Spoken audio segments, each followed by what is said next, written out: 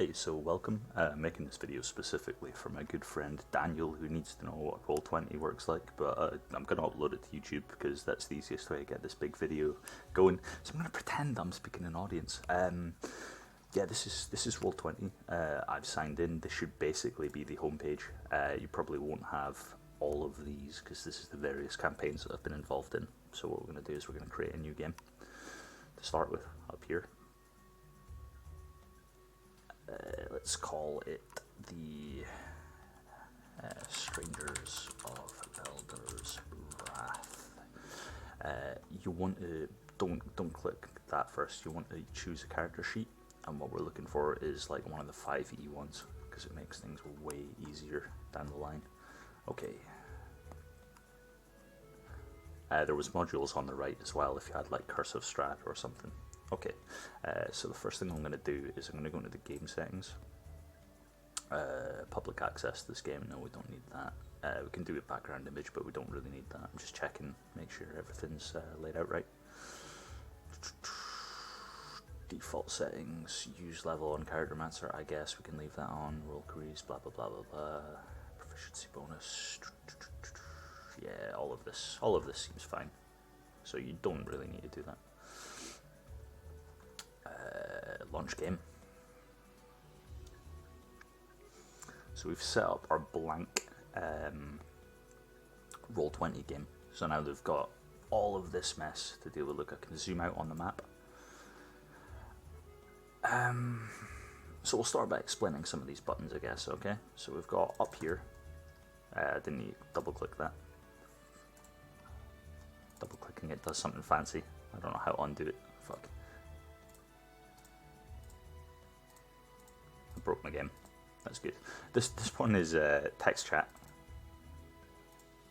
which is for talking in the chat. I'm going to refresh the page. This is a disaster. I should delete this video, but I'm not going to because I'm stubborn. Yeah, so this one here, text chat, is just for everyone to say hi, and it's also where dice rolls appear. This one here is for art library, which is like you can type in images and find stuff if you want. You want a cow. It'll give you like free cows or paid for cows if you really want. You can just drag that onto the map, like so.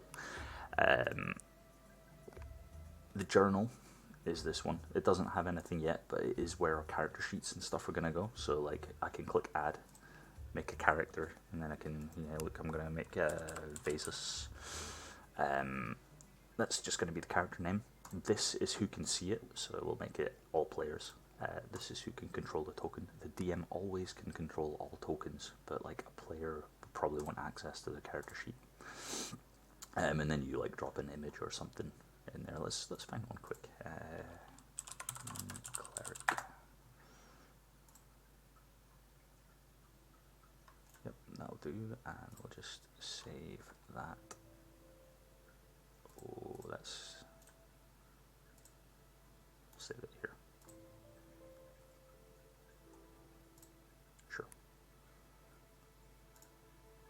And then I should be able to go into my files, my downloads.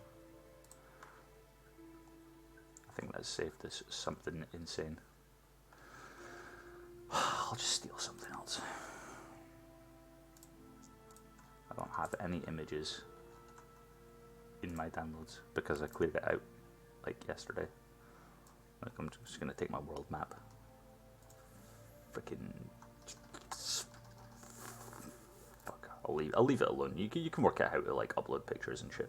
Yeah, and then you want to click on the character sheet bit, and you can use the character mancer, which is like a guide to making a level 1 character. But we probably know vaguely how character sheets work at this point. Some of us are DMs and stuff, so maybe you want to just edit the sheet directly or create an NPC. If we edit the sheet directly to start with, look, we've got all this normal stuff. We were making phases. Blah blah blah. We fill in some of this stuff, give them an armor class, whatever. We give them some like stat blocks, 15 strength. It's all pretty straightforward stuff, and a lot of it will sort itself out. I made him a monk, even though I said he was going to be a cleric. But also, if you like click on the cogs and stuff, you can make them. I mean, you can muck about with all this, but it should be fine. as is. This is how you do some of the weird stuff like Jack of all trades if you've got it, or reliable talent, or what have you. But more importantly, you can make an NPC, which you as a DM will probably want to do a lot, and that makes things a lot easier. Like, this is like a monster crab, and its armor class is going to be 17, and its hit points are going to be, I don't know, 60 or whatever. You fill in all this, and you give it like actions and stuff as well by clicking the thing. We're going to give it an attack like crab smash. Attack is melee, it's got 5 to hit. You don't need to fill in one target and stuff, because this is all like, you know it, like for someone else. If you make something for someone else, you need to make this clear, but if you're doing it for yourself, who cares? 2d6, bludgeon. And then once you've made a character like this, you can actually click on the things that you've made, and it's going to roll in the chat. There's 2 ways to set it up. You can either have it roll and then not roll the attack unless you click on it, or you can make it auto roll the attack. Either way. Yeah, so we did 10 damage, and then it's given us the +3 because just in case we had advantage. That was a crit. So it's not difficult, and you get really used to it. I really like that it rolls both, so you're always rolling with advantage, but if you didn't have advantage according to the DM, you just ignore that second number. Or if you've got disadvantage, obviously you're using the worst of both of those rolls. So that's a pretty good start. I'm really annoyed that I failed to high speed get an image, but yeah, that's your dude. He is on the map now. Everyone can see that as well. So we could really quickly, what did I give him? We gave him 60 HP, so I could do that, and he's got 60 HP, and I think he had like 17 AC, and that's set up so I believe only you as a DM can see it, but I can click on his little cog and I can change that. I can say like, I can give him the nameplate Phases, so everyone can see that he's Phases now. And then there should be a button to make it visible. Oh, here it is. Player permissions. Yeah, you can make it visible. So now everyone can see is 60, and you can even make it 60 out of 60, and it'll give them a fancy little bar, which is fucking beautiful. And then that's pretty much the game. This is like 90% of how to do shit on roll20, but then we've got some fancy shit over on this side that we'll start to deal with now. Okay, so when you're wanting to control your characters and move things and like click on numbers and stuff, you want to select the mouse, and then you can move things. And if you hold them and drag them around, you can even right click, and it'll measure how far you're going. So you can right click and like leave a little trail, which is really nice. But here, this is the exciting bit. This little square, we are on the objects and tokens layer, which is the things that the players can see. Okay. And like move around, but if we go to the map and background, we can draw like a cool background, or be really lazy and steal like a bush from here, which we did as the art library. So here we go. Look, there's, wow, beautiful map layer. Let's go dirt as well. Maybe something like brown. Yeah, that's good enough. I would obviously spend a lot more time sometimes making maps, but you've got a bush and you've got a dirt, and you can right click and like you can put it to the back so the bush is on top of the dirt. You could make better bushes that look less ugly, but this is the map layer. So when you go like this, look, you've got a player and you can move him around, and you're not going to interact with any of that. It's just what your little level looks like. And then GM info overlay. This is where I would normally put. There you go. Look, that's tiny, but this is the layer that the GM can only see. So if you set up like a monster with the stat block and stuff, and you pop it on the GM layer, the players, that's invisible to the players. Even better, you could grab text and you could go 10 gold in a sack. And that's just like a little note to remind yourself, which isn't important in like normal battles, but might be important if this was a big dungeon layer or something.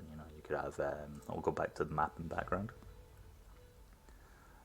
We'll click polygon line, and I think there is a key to lock it to the grid. Yeah, there you go. I think it's shift locks it to the grid. So now I'm making like a pathway and stuff, and my player can like walk down it or whatever. And that's my dungeon maze. Kind of worried that looks like the start of a anyway. And then you've got your players walking down it or whatever. And that's a really basic dungeon. I've seen people make like really beautiful dungeons with amazing backgrounds and shit, but to be honest, lines on a page are all you really need, One of my DMs quite often would just like freehand scribble like, right, there's a bush here and there's a big hill here, and we'd play on the layout. It still works fine. Zooming in, it's not very exciting. That's the ruler that we use.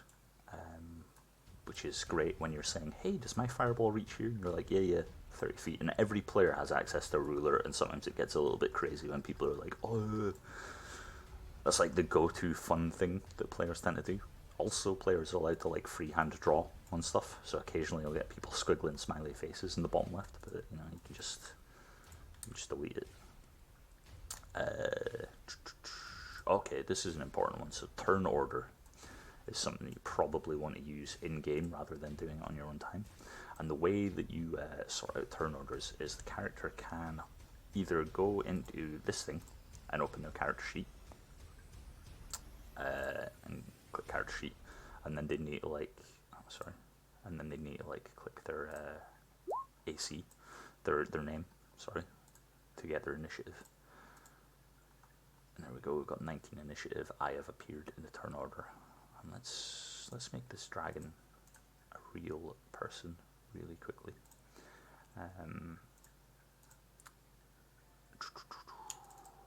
It does not have a character sheet because I've not made one for it. Okay, so let's make another one. Let's make another one really quickly. Character dragon. That'll be just the DM, thanks. Can be edited and controlled by just the DM, thanks. We can use this selected token. So now if I drag it out from there, it'll have that image, which is way better. And let's make it an NPC. Dragon. Hit points 3, whatever. Where's initiative? It's somewhere in this. Oh, it'll work out initiative based on its like stats and stuff. So there we go, Dex 20. Fantastic. I'm not going to bother giving it abilities and stuff. You can work out how to do all that yourself. It's really simple. Just fill it all in, Okay, so we did that. I'm going to delete that one because now we could do that, and it'll remember the size of it and stuff as well. And I could give it stats. So shift, double click, opens its sheet. Should open its sheet. I've not. Represents character dragon. Yeah. Okay, now shift double click opens its sheet, and from there I can click dragon, and now I'm in the turn order. And look at that, we can do Vasus, it's your turn, do your thing. You've moved 15 feet, you've cast a spell or whatever. Now next it's the dragon's turn. It does X, Y, Z or whatever.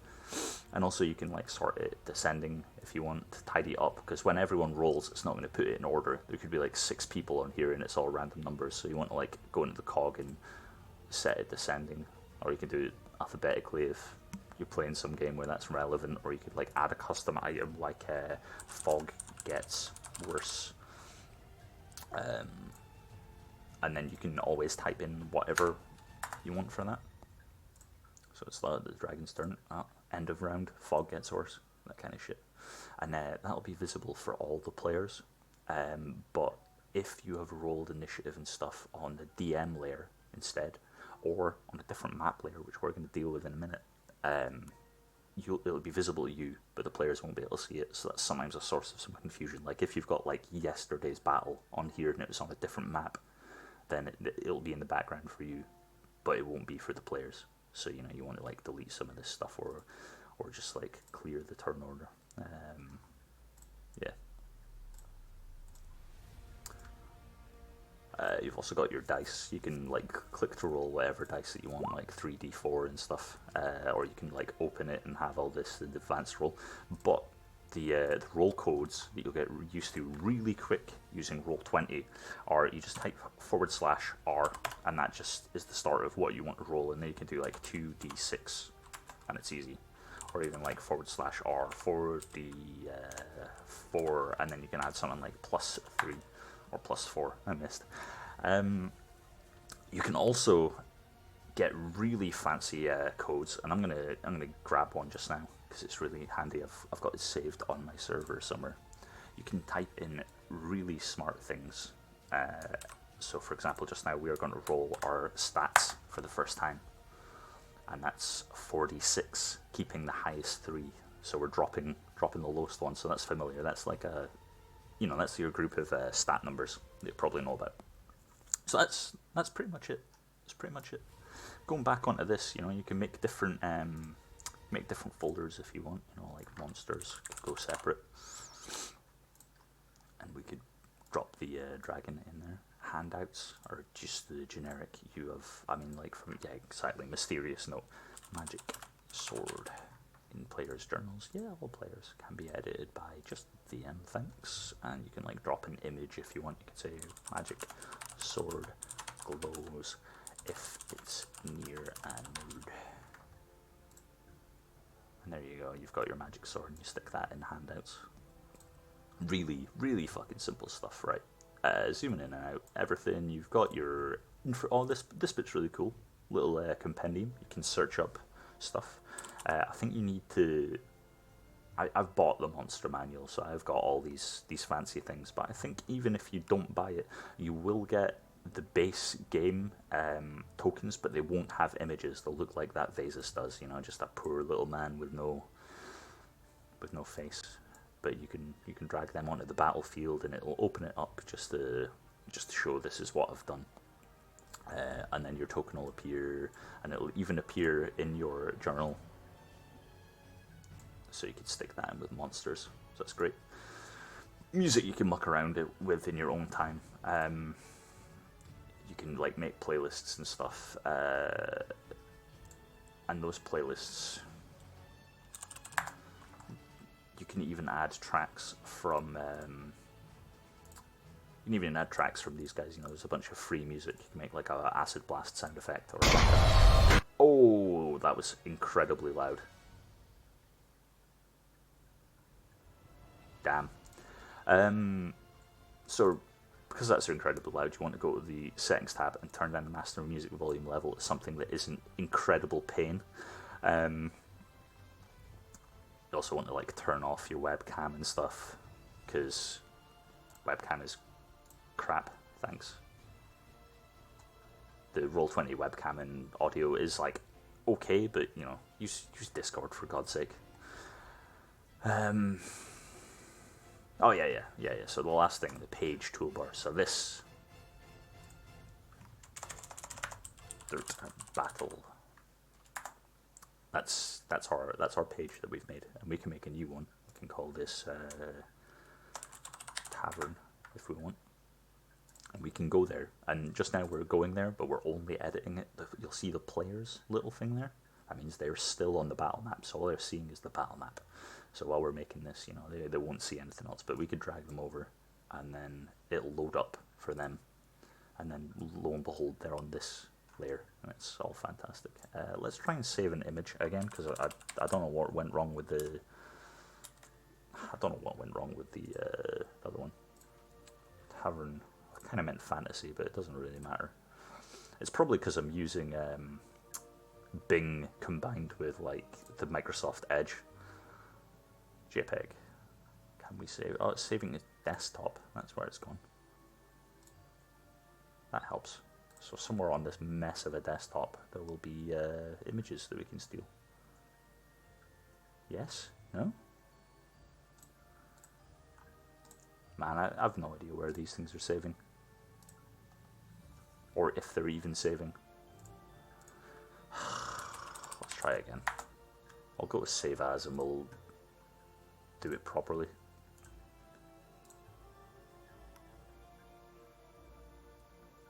Yeah, save it to desktop. Save it as a JPEG.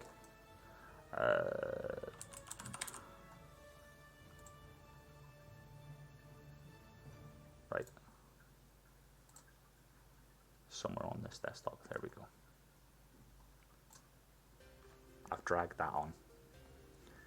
And I've realised as I drag this, I've maybe made a mistake. You know, what if my players want to play on this this map layer? I've just dragged it to objects and tokens, so it's going to be sitting there as a big image.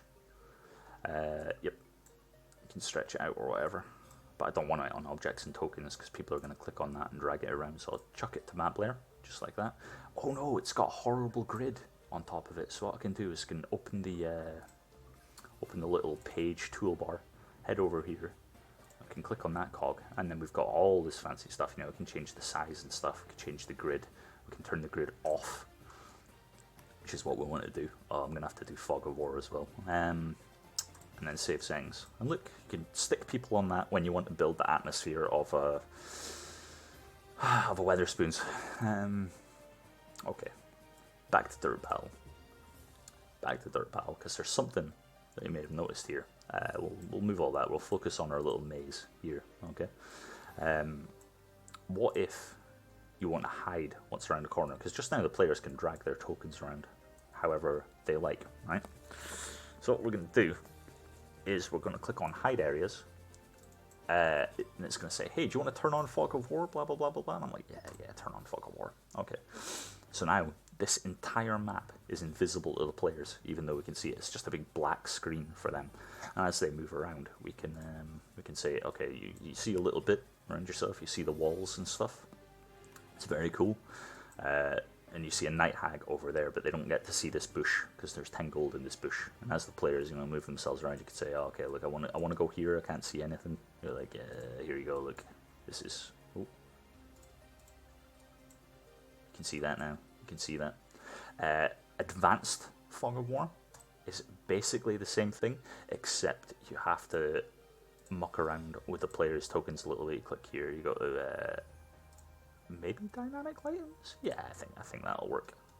I always get really confused because they changed the lighting system recently, so it's hard to tell which part is doing any of it. Well, you're getting bright light, directional light, blah blah blah blah blah. Save that. Is it working? No. Okay. Legacy settings. Has sight. Emits light. 30 feet. Advanced Fog of War. Oh, there we go. Okay, Advanced Fog of War. 30 feet. That should do it. That is clearly not doing it. Oh, that's because Old Fog of War is on as well. Okay, so we'll go into this. Standard Fog of War. Turn that shit off. Advanced Fog of War. No? I don't know. I don't know why.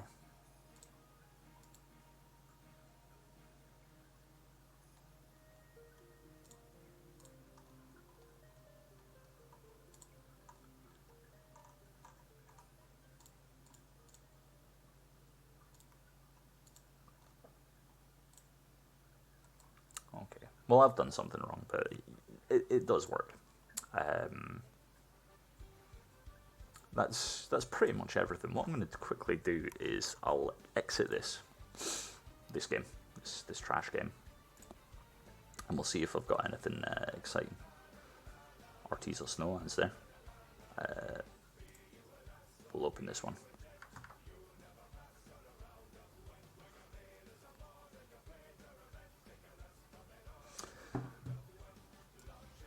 So you can change the hex styles so that they're grids and stuff.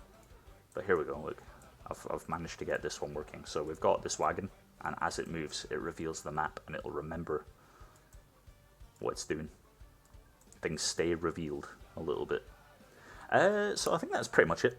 And on the note of this song turning super fucking loud, I'll end there.